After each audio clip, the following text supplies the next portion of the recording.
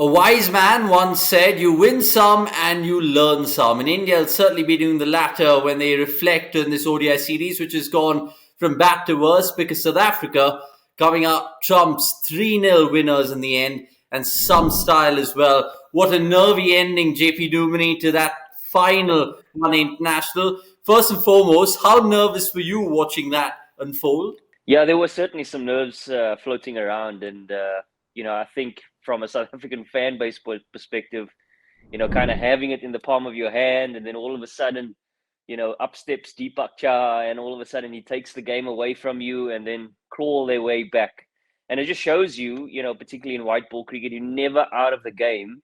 And well done to the South African bowlers who crawled their way back, as I said there in the last couple of overs. Yeah, it's a great advert for 50 over cricket, one day internationals, because look, there's ebbs and flows. That game swung like a pendulum, and no one will ever doubt that. Right, if this test series was a big win for South Africa, how much is this ODI series a win for them? Because 3-0 against a side like India will, of course, mean a lot. It certainly will. And you think about, the last time that India was here, and how dominant India were in South African conditions in terms of white ball cricket. And it means so much from a South African fan base perspective, but also in the sort of growing of confidence from a South African cricket perspective. Lots, as we've mentioned, throughout this summer, lots going on and off the field. But for some reason, we find the South African team, the team that has been playing, the squad that has been together for the last couple of weeks, really gelling and finding a way to get through the challenges that they faced. Interesting how Temba Bavuma emphasized, particularly throughout this one-day series, how he hopes that the South African fans and the naysayers of the South African team can really get behind them now and support them. They're growing in confidence, growing in stature, and yes, from a leadership point of view for Temba as well, growing in confidence there, and rallying around some good senior players now. So it seems like South African cricket is heading in the right direction. And you think about what's to come for them in New Zealand and Bangladesh here at home as well. Some real challenging cricket up for grabs in this South African summer. So I think this is going to be a true test and a character building phase for South African cricket, and I'm sure they'll come out on top. Yeah, you mentioned there, JP, what Temba Bavuma stressed in that chat with Mike Hazeman post-match, the fact that low expectations going into the series against India, but it turned out to be completely opposite of that. High expectations in return.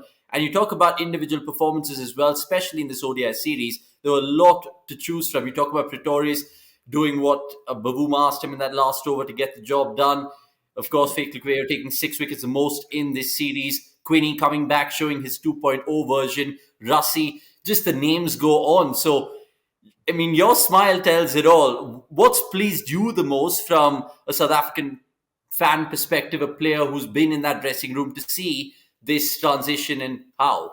I think what stood out is consistency in performance. So what I mean by that, I think about a Rassie van der Dussen who's been prolific throughout the series. I think about Quinton de Kock who's been prolific throughout the series. You mentioned the names there that has really stood out. But from a batting perspective, and it was highlighted as well that the conditions potentially suited the Indians in terms of what was dished up over the last 3 games. But the top six was really the dominant force for South Africa. And that was quite pleasing. I guess if I think back to the last decade of South African cricket, there's been a heavy reliance on the top four to really be dominant. We've seen great hundreds scored from some amazing players that South Africa has produced.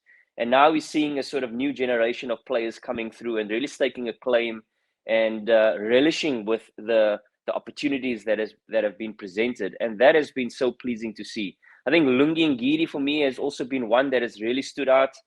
He's had some health challenges over the last year. There's been a few question marks whether he should be in the playing 11. And I think this series in totality, I think about the Test series and the One Day series, he certainly showed his worth. He certainly showed that, he's been around for a long period of time already. Yes, there's been some question marks, but there's no question mark right now that he deserves his position. So that's also been a nice, a pleasing thing. I think about Kagiso Rabada. Yes, he hasn't played in the One Day series, But there's also been, we think back to the test series about the conversations that were had to him and asking him to step up as a senior player. And he was prolific over that test series in being the dominant force with ball in hand, led from the front. So those kind of things for me really stand out. And also in terms of, we think about Lungi Ngidi, KJ Rabada, still young in age, but the way they stepped up and took that responsibility on and put in those major performances has really been special to watch. Indeed. I mean, just before we touch upon India in greater length, I want to ask you about Rassie van der Dusen, because he's been my man of the series in terms of this tour generally, the way he batted in the tests, of course, in the ODIs. We saw that 129 not out. How do you rate him as a batsman? And I know South Africa have had a knack of producing great batsmen, such as yourself, Hashim Amla, A.V. de Villiers, Callis, the names go on. Where would you put Rassie in this bracket so far? Because the numbers are sparkling, to be fair. Yeah, sparkling is almost an underrated word in terms of the numbers that he's produced thus far. You know, the great thing about Rassie, uh, he hasn't had an opportunity to play for South Africa at a very young age. So he's had to work tirelessly in domestic cricket to really get himself an opportunity. He's you know, he's a never say die kind of, has a never say die kind of attitude, believes in his game plan and sticks to it like, you know, like there's a glueness about it. He trusts his ideas. He trusts his the way that he prepares, and yeah, he's just one of those steel kind of characters that you'd want in any battle. And I think about how he's performed, particularly in this one-day series. He's read situations well. I think about the first two ODIs in how he's come in and really taken the attack to the bowlers, using his reverse sweeps and sweeps, understanding the conditions, and not just trying to go the sort of typical Rassie van der Dusen route where he tries to get himself in and then tries to explode towards the end. I'm pretty sure they would have had conversations with him in how can he take his game to the next level, and that has been something that we've clearly seen now come to the fore. And now I guess the test for him is how does he go about that in different conditions outside of South Africa. Is going to be a great test for him in New Zealand in a test series, and obviously the home series against Bangladesh. But he's been absolutely superb to watch, and I believe this is just the start for somebody as a quality player as Rassie van der Dusen.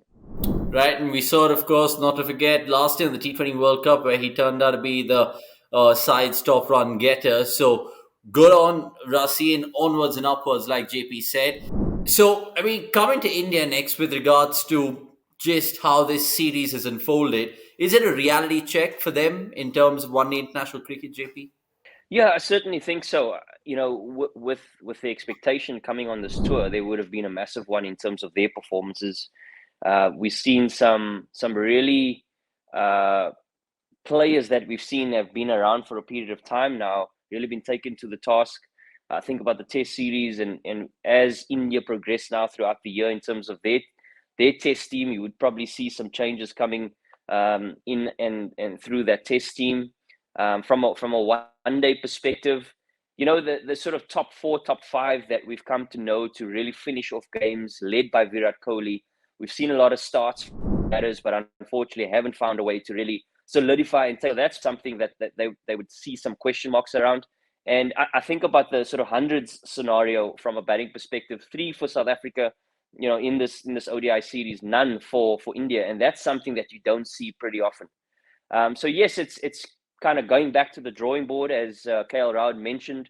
It's no surprise that, or no shock to them in terms of what didn't work. There were some questions around the shot selection in terms of batters. You know, the execution from a bowler's perspective, as you mentioned there, not many wickets being taken.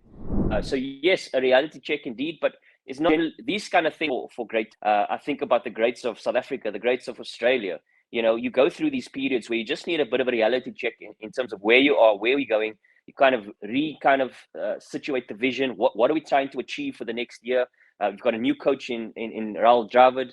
So there will be some question marks there as well, which, like I said, it's not the end of the road by any means. It's just a taking stock, where we want to go, how do we do that, who are the players that we want on the bus, and take the bus forward. Right, and that'll be some bus to watch. You can definitely put your money on that with regards to the Indian fans right now. Right, lastly, from my perspective, how do you sum up this tour? What are your top three moments, so to speak, of this tour, which has seen three wonderful test matches and three wonderful ODIs as well? I think first to mention is definitely the leadership from a South African context. Not only in terms of what has been said in the media and on the field and during post-match presentations and all that. I think in how the leaders have stepped up in performance and how they've led the way in terms of how they want the team to play. I think that's something that has really stood out. I mentioned Lungi Ngidi, KG Rabada. I think that's a big standout. The batting from a one-day perspective has been truly a big standout. And from an Indian perspective, the real positive takeaway has been Jasprit Bumrah. I think he's been prolific throughout both series with ball in hand. He's led from the front. Unfortunately, he just hasn't had the support that we've come to be accustomed to from an Indian perspective. The spinners didn't necessarily play as big a part as we would thought, particularly in the white ball one-day series.